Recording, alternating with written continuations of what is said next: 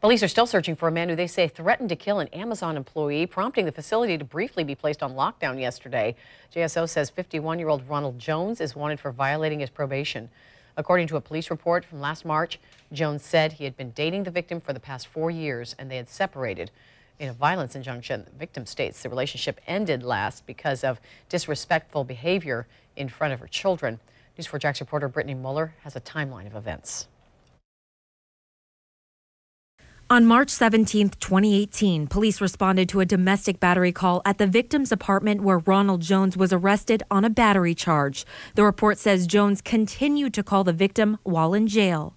On the 18th, Jones bonded out of jail and pleaded no contest to the charge. The report says he called the victim saying he was on 9 months probation and he threatened he was going to kill her and her kids.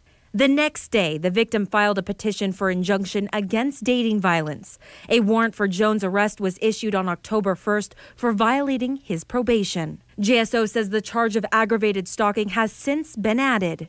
2 days ago, according to the police report, the victim told JSO that Jones called her, saying he was watching her outside of her grandmother's home.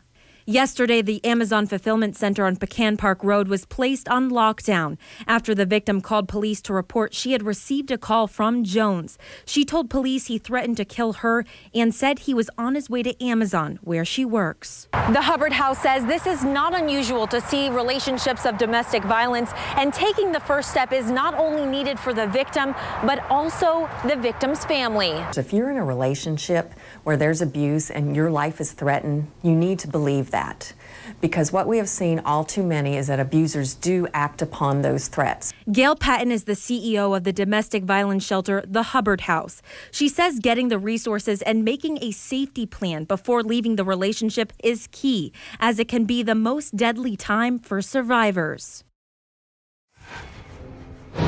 And the Hubbard House says that first step for domestic violence, people in those relationships, is to call the hotline. That number is 1-800-500-1119. And that number will connect you to local centers for domestic violence. And we'll also have that number posted on our website, news4jax.com. Reporting live tonight, Brittany Muller, Channel 4, the local station.